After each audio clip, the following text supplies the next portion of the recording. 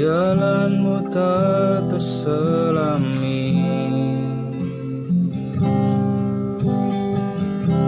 oleh setiap hati kami. Namun satu hal ku percaya,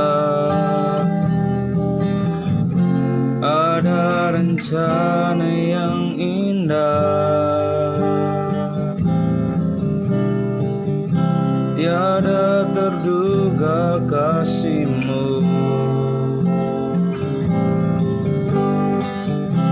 heran dan besar bagiku arti kehadiran-Mu selalu nyata di dalam hidupku. Penyertaan-Mu sempurna, rancangan-Mu penuh damai, aman dan sejahtera walau di tengah badai. Ingin ku selalu bersama, rasakan keindahan arti kehadiran-Mu Tuhan. Penyertaan-Mu sempurna, rancangan-Mu penuh damai, aman dan sejahtera walau di tengah badai. Ingin ku selalu bersama, rasakan keindahan arti kehadiran-Mu Tuhan. Arti kehadiran-Mu Tuhan. Arti kehadiran-Mu Tuhan. Mari kita sembah Dia. Haleluya. Kami rindukan hadirat-Mu memenuhi kami. Biar Engkau Tuhan yang bekerja di tempat ini. Engkau Allah yang hidup, Allah yang berkuasa. Kami sembah, kami puji Engkau Yesus Tuhan. Engkau layak disembah.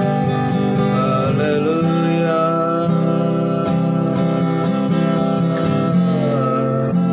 Terima kasih Yesus.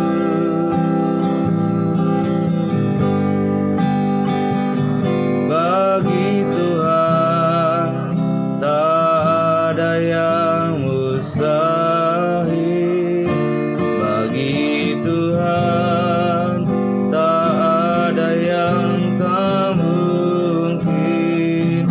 Mujizatnya disediakan bagiku. Ku diangkat dan dipulihkannya. Hari ini kita akan bersama-sama merenungkan firman Tuhan yang saya berikan tema, yaitu saya dapat dipercaya. Tema malam hari ini adalah saya dapat dipercaya. Mari kita akan bersama-sama membuka Alkitab kita di dalam Yeremia pasal yang pertama, ayat 5. Kita baca bersama-sama. Sebelum aku membentuk engkau dalam rahim ibumu, aku telah mengenal engkau. Dan sebelum engkau keluar dari kandungan, aku telah menguduskan engkau. Aku telah menetapkan engkau menjadi nabi bagi bangsa-bangsa. Yeremia adalah seorang nabi Tuhan, bahkan dia adalah nabi yang besar. nabi bagi umat Israel yang dikasihi oleh Tuhan. Ya. Tuhan sendiri sudah berfirman kepada Yeremia bahwa Tuhanlah yang menetapkan dan memilih Yeremia, bahkan Tuhan sudah mengenal dia sejak dalam kandungan ibunya. Ini luar biasa. Kita percaya bahwa selain Yeremia, kita juga adalah orang-orang pilihan Tuhan. Kita bisa dipakai oleh Tuhan luar biasa seperti Nabi Yeremia. Ya. Sesuai dengan tema kita malam hari ini, yaitu saya dapat dipercaya. Ya, kata dipercaya artinya berarti kita bisa bertanggung jawab. Kita bisa diberikan suatu kepercayaan. Kita bisa diberikan satu mandat, amanat, atau bahkan perintah. Ya. Tuhan menilai kita pantas. Tuhan sudah melayakkan kita. Ya. Namun apa yang terjadi ya sebelum Yeremia ini menjadi nabi Tuhan? Ya, pengalaman pertama perjumpaan pribadi Yeremia dengan Tuhan. Ya, dia mengatakan seperti ini di ayat yang ke-6. Maka aku menjawab, "Ah Tuhan Allah, sesungguhnya aku tidak pandai berbicara, sebab aku ini masih muda." Ya, ini Yeremia menyadari bahwa saya ini masih muda, saya tidak layak, saya ini tidak bisa, saya tidak dapat dipercaya. Mungkin dengan kata lain demikian ya.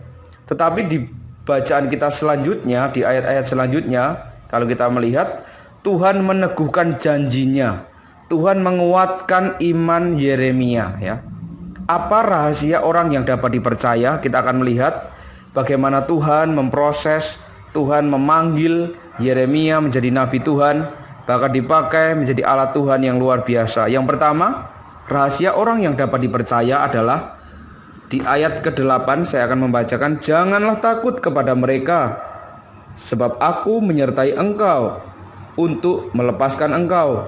Demikianlah firman Tuhan." Bahkan di ayat ke-19b dikatakan, "Sebab aku menyertai engkau untuk melepaskan engkau. Demikianlah firman Tuhan." Ya, ada kata-kata sebab aku menyertai engkau. Ya, yang pertama rahasia orang yang dapat dipercaya oleh Tuhan adalah kita harus percaya akan penyertaan Tuhan. Ya, Tuhan berjanji menyertai kita. Tuhan berjanji menyertai Yeremia. Ya, janji itu tidak hanya sekedar kita dengar. Ya, tidak sekedar hanya kita renungkan, tetapi janji Tuhan harus kita percayai. Percaya akan penyertaan Tuhan itu akan menolong kita menjadi pribadi orang yang dapat dipercaya.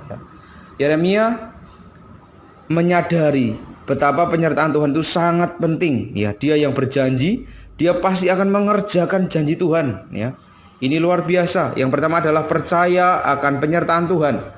Rahasia yang kedua adalah hidup dalam ketaatan. Ya, di ayat yang ke-7 dikatakan, "Tetapi Tuhan berfirman kepadaku, janganlah katakan aku ini masih muda, tetapi kepada siapapun engkau kuutus, haruslah engkau pergi, dan apapun yang kuperintahkan kepadamu, haruslah kau sampaikan." Ya, ada kata-kata di sini dikatakan, haruslah engkau pergi, haruslah kau sampaikan apapun yang kuperintahkan. Ya, ada kata-kata melakukan yang diperintahkan. Itu artinya adalah hidup dalam ketaatan. Melakukan apa yang Tuhan perintahkan itu adalah kehidupan orang yang dapat dipercaya, hidup dalam ketaatan. Ini luar biasa ya. Yeremia sampai akhir hayat hidupnya dikatakan dia adalah orang yang hidup dalam ketaatan. Dia menjadi nabi yang dipakai Tuhan secara luar biasa.